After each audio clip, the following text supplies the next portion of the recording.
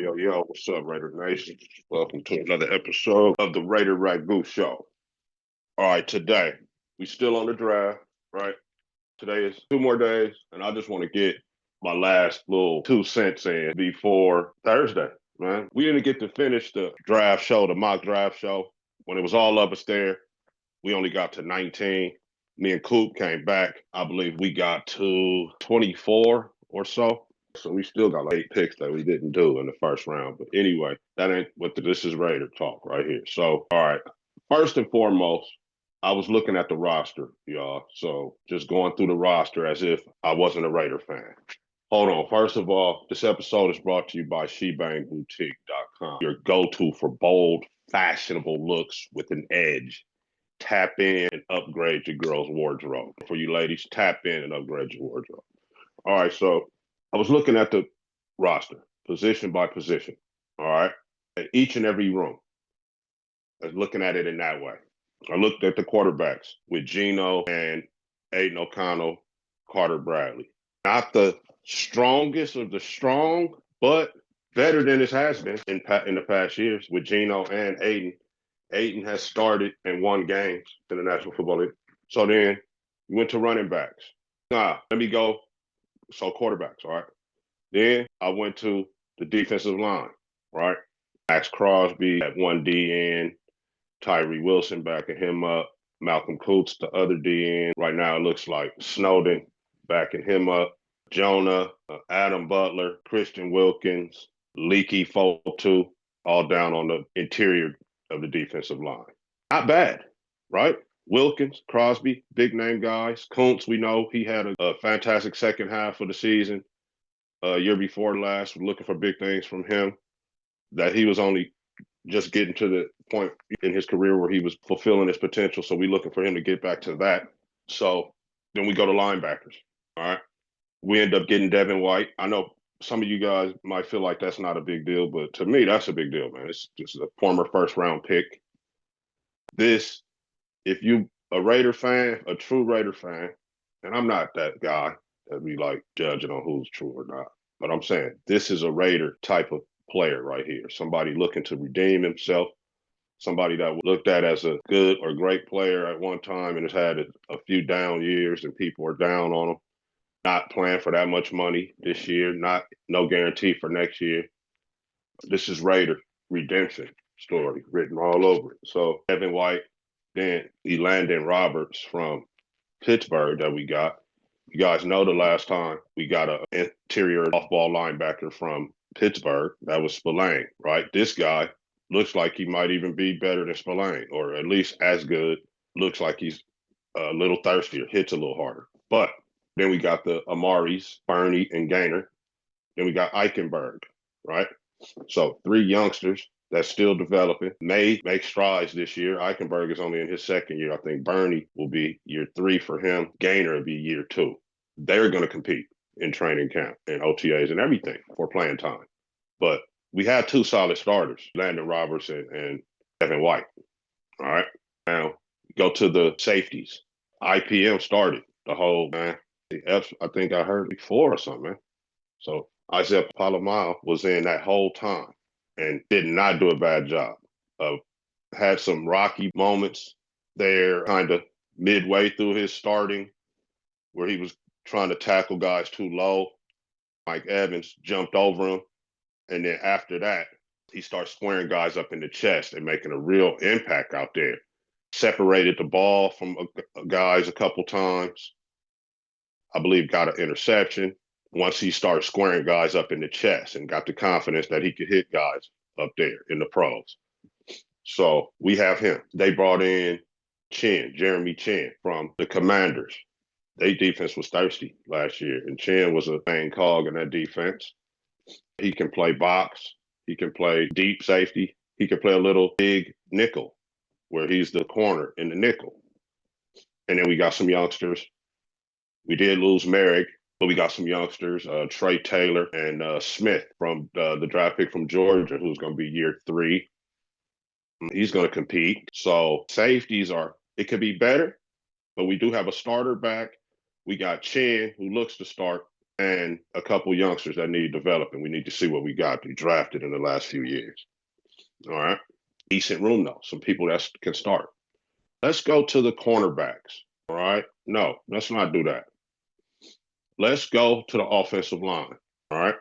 This is push come to shove. This is if season started today. We would have Miller, probably Kappa, JPJ in theory, or maybe Meredith, JPJ, Kappa, and Glaze starting five. Kappa has been a starter. Colt Miller started, been starting for us. The JPJ started last year. Meredith started games last year, and Glaze started tackle all last year. So you got 5 returning starters. And if you remember, when Scott Turner took over and started running the football, we were able to run the football with Sincere McCormick. Remember that? So these guys didn't play that terribly. At first, it was kind of bad because Colton Miller was out of shape. He wasn't in playing form, but about halfway through the season, he got it going. And the offensive line, although wasn't great, they played decent, and they added Kappa to that. So if we can move Meredith over, have Kappa, JPJ, and Meredith with Glaze and Colton Miller, I'll say that's an improvement to the O-line. No disrespect to Parham, but he's just a little too little. He gets overpowered. We can't. That's why we can't get short yardage. We have to be able to get a couple yards when we need it, a quarterback sneak when we need it, a 1-yard goal line run when we need it. And we couldn't do that last year. And this year, maybe we can. But at any rate, push come to shove, we got 5 starters back, plus a new guy that's been a starter in this league for a while. All right? So that's that room. Tight ends. I don't even have to talk about that. Really? Right? Do I? You could add a tight end if you wanted to, but we got Brock Bowers. If he's not the best, he's top 3 in the National Football League tight ends right now. Set all the rookie records, receiving and tight end records. Then we got Michael Mayer. Hasn't reached his potential yet. Has some issues where he hasn't been able to if you're a Raider fan, you might miss some time last year where he hasn't really got into it yet. The year before that, he was talking about he had some issues where he didn't want to play at times for whatever reason that was. But then last year he had another something. So Michael Mayer really hasn't gone, but he's a talented guy, 2nd round pick out of Notre Dame 2 years ago. So this was Mike's 3rd year. We're looking for him to make strides, right? No, seriously, in the 3rd year, that's when you're looking for guys to make strides. Tight end room is decent, even if it's just those 2 guys. I'm not even going to talk about the other possible guys because they may not be on the roster. We might get new tight ends to add to those 2, but that's a decent room. When you look in the room, and Brock Bowers, Michael Mayer in there. All right, so now let's go back to the cornerbacks. Corners, you only got 1 guy that started on the roster, and he got hurt. He missed like the last 4 games. When he was in there, Jacorian Bennett is who I'm talking about. He was darn good, though. So let's pencil him as a starter. But after that, we got since Jack Jones started, they got rid of him. And Nate Hobbs signed the free agent deal with Green Bay. So he's out of here. He was the nickel corner, as everybody knows. So now we need a nickel corner and a lockdown corner. If you want to be honest, we need a main number 1 stud corner, right? The roster is Darnay Holmes, Jacorian Bennett, Eric Stokes, who they just brought over from Green Bay, another Raider-like pick, guy who people are down on. They're trying to rejuvenate their career. Eric, Stan Stokes wasn't you don't get starting cornerbacks in free agency just off the street for a little bit of money if they were really good players, right? And no disrespect. I'm just saying this is what we're dealing with. This is a position. This is the guys that we have at the position in the different position groups right now. D-Cam, don't let me forget about him. He started last year too. He started at least half dozen games, right? Or so, something like that. 4 games at least. I know that he started. So you got him. But he is a 2nd-year guy. And I ain't going to say he was disappointing or anything like that, but he's a rookie last year. Going to be a 2nd guy next year. He was a 4th-round pick, I believe, as it is. Yep, he was. So that's what we got. Also, Sam Webb, a guy who I'm sure he's going to compete now that Pete's here. Pete's going to give him the opportunity to compete. But Sam Webb has been around the program for the last 3 years now and hasn't really caught on, hasn't been a roster. The practice roster and the active roster for 3 years. He hasn't locked down any position or anything. Stokes, former Georgia Bulldog, only 26 years old. I believe was selected in the first round a few years back. I could be wrong, but looking to rejuvenate his career. And I believe at safety, I missed a guy because we had just got him, Lonnie Jr., another veteran guy, 7-year guy. We also have Thomas Harper, 2-year guy from Notre Dame at the safety to join Isaiah and Chris Smith. All right, so that's the corners. 2 guys that started. Another guy trying to rejuvenate his career in Stokes. Not saying he's not going to be able to do that, but Darnay Holmes. To come to shove, we could go Ecam, Darnay, and Ja'Cory and Mick Stokes. And we also got Caillou Blue Kelly, Stanford guy, a couple years back. Mix in Stokes and Caillou Blue Kelly for depth. A decent room, but not anything to write home about. Receivers aren't going to be worried about that. All right, not going to be worried about that group. All right, then we get to running backs.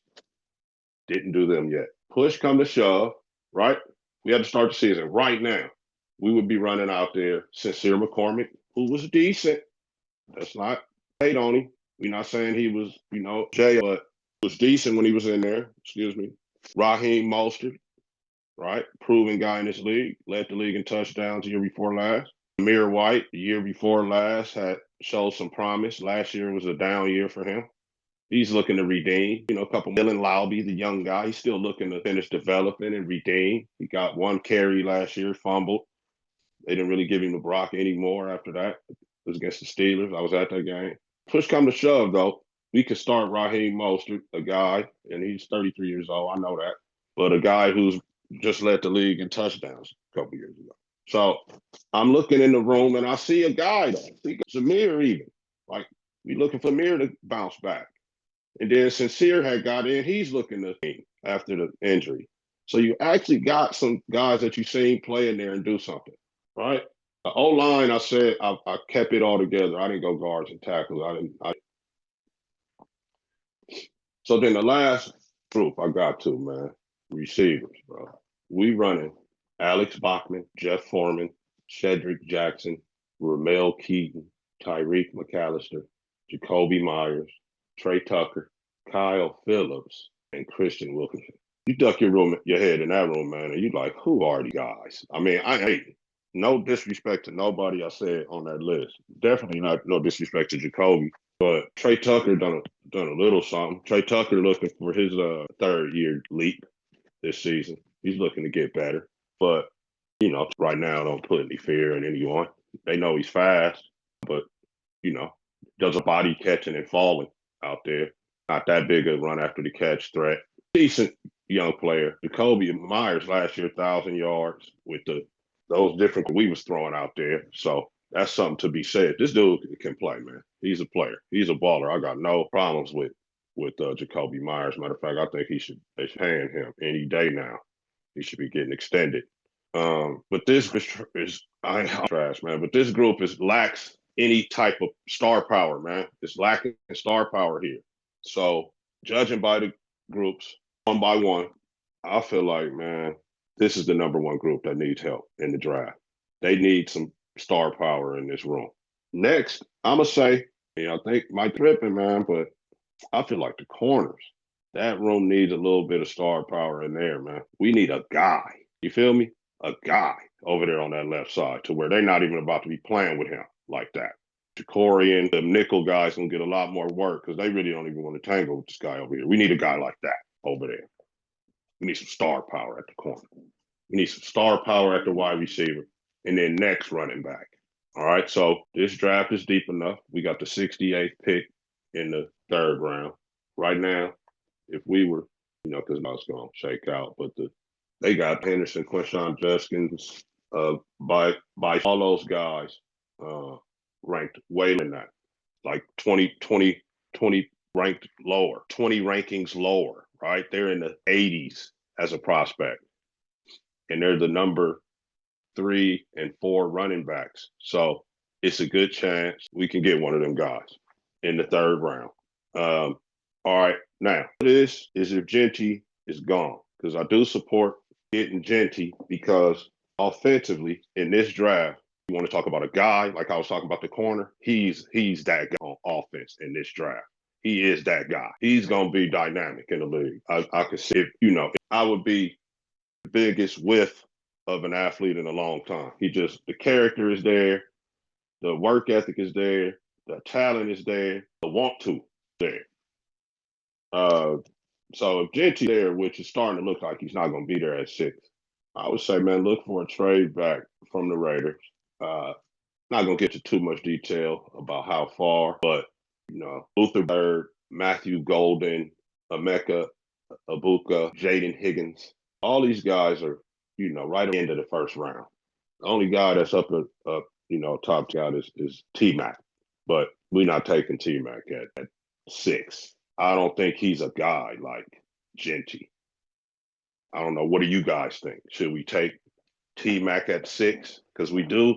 That room needs star power, and that would give it an instant boost in star power. I will admit that. Is he worth taking at 6? Other than that, a trade back to be around the mid-draft, the Luther Burden, Matthew Golden type range. Then try to come back, I would say maybe in the 4th round and get another receiver or back. You got receiver, 2 running backs. I don't know. But I know receiver-wise, they got T-Mac listed as a guy that, taking as high as 6 would be all right. But I'm just not sold 100% on him. I don't know. What do you guys think? We go to corners. Will Johnson used to be like a 6 prospect. So he dropped all the way down to 17 after everybody saw his pro day and all that one-on-one that he had with the league, basically. But honestly, where's it at? I'm good with any, of 3, 4, 5, 6, 7, 8, 9. It's about 9 good corners, man. I'll just say names so that I'll be on record as saying I don't mind these guys being on the Raiders when we pick them on Thursday. No particular. I guess I'm gonna go in a little bit of order. Yeah, let's go in order. So I guess the top guy that I would say maybe first round is Maxwell Hairston from Kentucky. Guy ran a 4.29. He's thirsty too. He would be the only guy that I would try to draft in the first round. So yeah, the Raiders are gonna select Genty at 6 or trade back, get one of the receivers. Then the 2nd round, maybe even 3rd round, because there's a lot of good corners. So they're going to go Genty at 6. Genty's not there. They're going to trade back, and they're going to go get a pick.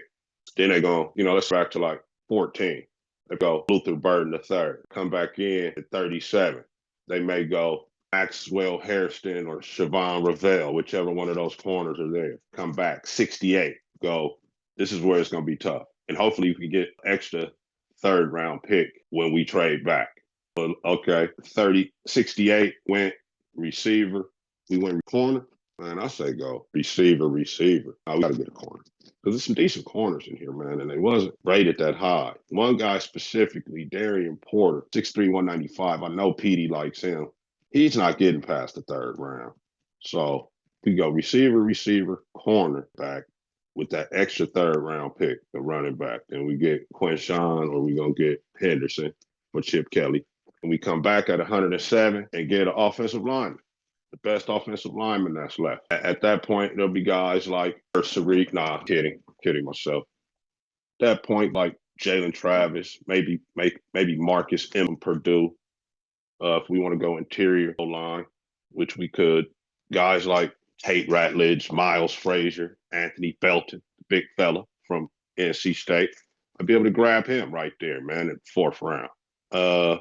Connie Cornelius, I did a video about him, the guard from University of Oregon. Grab him right there at 107. Come back in 144, grab another one of those guys, all right? So I got corner, receiver, running, what I said. But just looking at the rooms, man, receiver room, more star power, followed by the corners and running backs.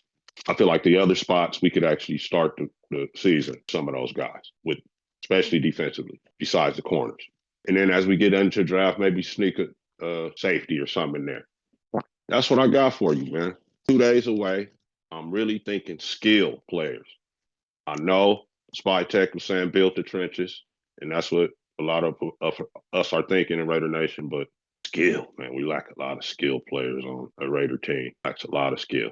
So that's it, man. We'll see you in a couple days. I might be back before the draft. I plan on going live day up, but I got maybe some scheduling conflicts where I might not be able to do it. But as of right now, I'm trying live on YouTube, TikTok for the first round of the draft Thursday night.